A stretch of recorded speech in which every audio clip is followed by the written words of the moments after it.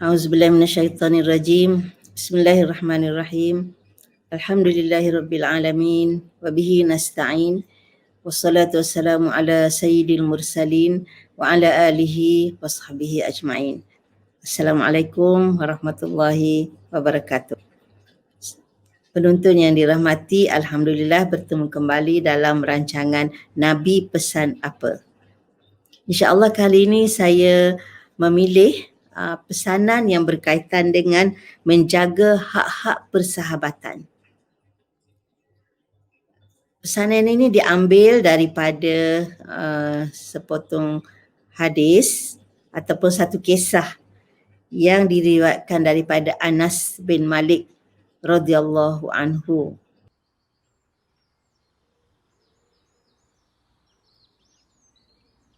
Boleh rujuk dalam kitab Riyadhus Salihin, ya, hadis nombor 452.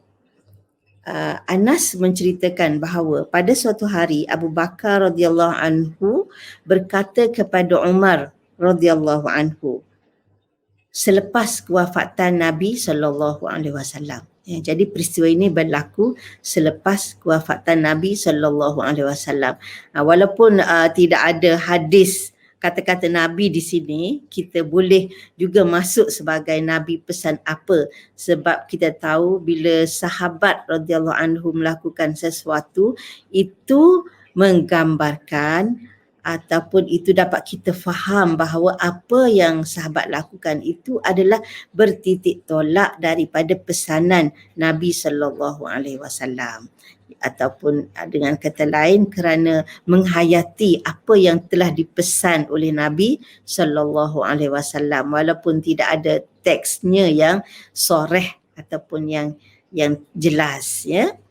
Jadi Abu Bakar mengajak Umar radhiyallahu anhuma untuk menziarahi Ummu Aiman. Ya, katanya, ayuh kita ke rumah Ummu Aiman. Kita menziarahinya sebagaimana Rasulullah sallallahu alaihi wasallam selalu menziarahinya. Jadi ini kita ambil perbuatan Rasulullah sallallahu alaihi wasallam yang diceritakan oleh Abu Bakar radhiyallahu anhu. Jadi maknanya Abu Bakar mengajak Umar untuk menziarahi Ummu Aiman adalah kerana mengikuti perbuatan yang selalu dilakukan oleh Rasulullah sallallahu alaihi wasallam. Apabila kedua-duanya sampai di rumah Ummu Aiman, beliau menangis. Jadi bila tengok dua sahabat hebat ini datang ke rumahnya, Ummu Aiman pun menangis. Kedua-duanya bertanya, apakah yang menyebabkan engkau menangis? Tidakkah engkau ketahui bahawa apa yang ada di sisi Allah Ta'ala lebih baik untuk Rasulullah sallallahu alaihi wasallam? Kenapa pula menangis ni? Rasulullah kan telah kembali ke pangkuan Allah dan apa yang ada di sisi Allah jauh lebih baik untuk baginda. Kata kedua-dua sahabat ini memujuk Ummu Aiman.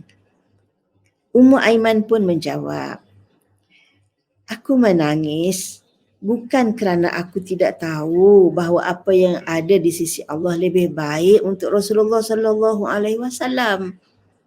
Tetapi aku menangis kerana wahyu telah terputus dari langit.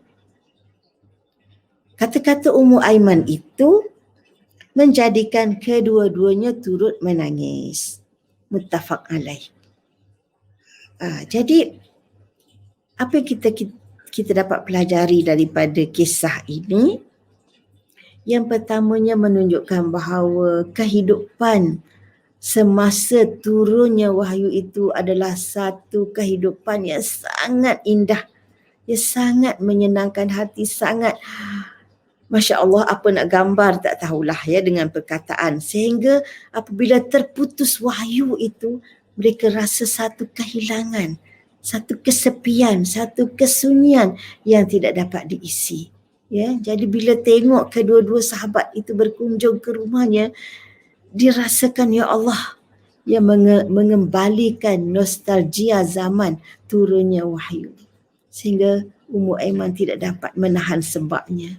Dan apabila Ummu Aiman menceritakan sebab beliau menangis, menjadikan kedua-dua sahabat yang hebat ini turut menangis. Selain daripada itu, kita dapat belajar bahawa pentingnya untuk menjaga persahabatan. Hak sahabat kita perlu jaga bukan sahaja semasa hayatnya, malah semasa sahabat telah pergi meninggalkan kita. Jadi inilah apa yang dilakukan oleh Abu Bakar dan Umar. Mereka berdua tahu bahawa Nabi SAW sangat sayangkan Ummu Aiman dan sangat berbuat baik kepada Ummu Aiman dan selalu mengunjungi Ummu Aiman. Lalu kedua-duanya ini terus berusaha untuk mengekalkan, meneruskan apa yang dilakukan oleh Rasulullah SAW ketika hayat baginda. Jadi itulah kedua-duanya mengunjungi Ummu Aiman radhiyallahu anha. Itu yang pertama. Yang kedua, menunjukkan bahawa lelaki harus berkunjung ke rumah wanita. Harus lelaki untuk ziarah seseorang wanita. Syaratnya kena jaga fitnah, kena jaga batas pergaulan. Jadi kita tengok Abu Bakar, dia tak pergi sendirian. Dia ajak Umar radhiyallahu anhuma. Allah redha kepada kedua-duanya.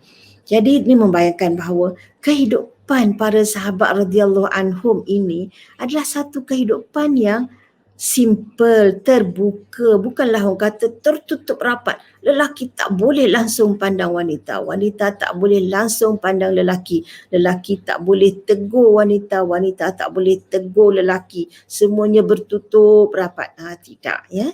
Jadi kehidupan itu kehidupan yang normal, pergaulan yang biasa dengan batas-batas yang terpelihara.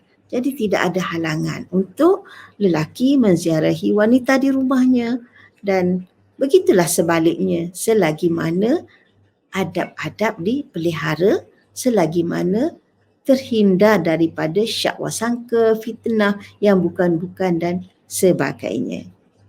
Okey.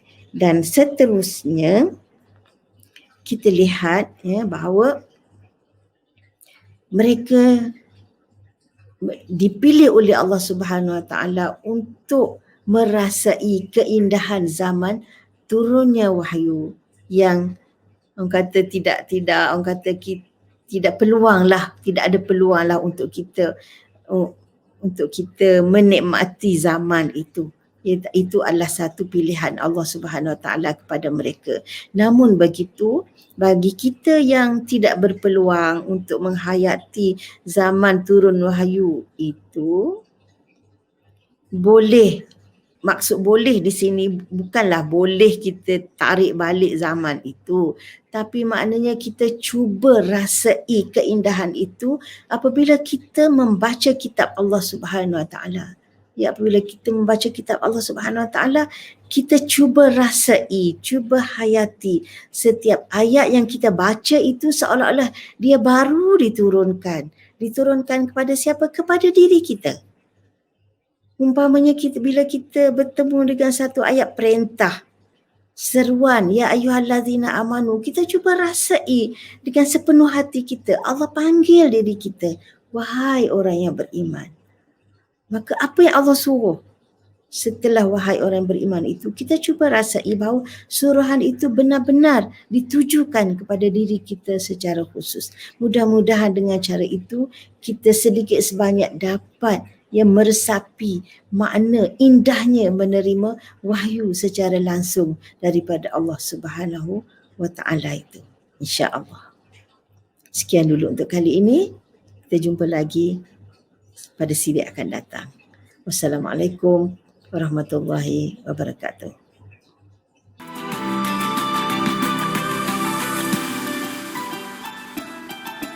Bersama membina masyarakat.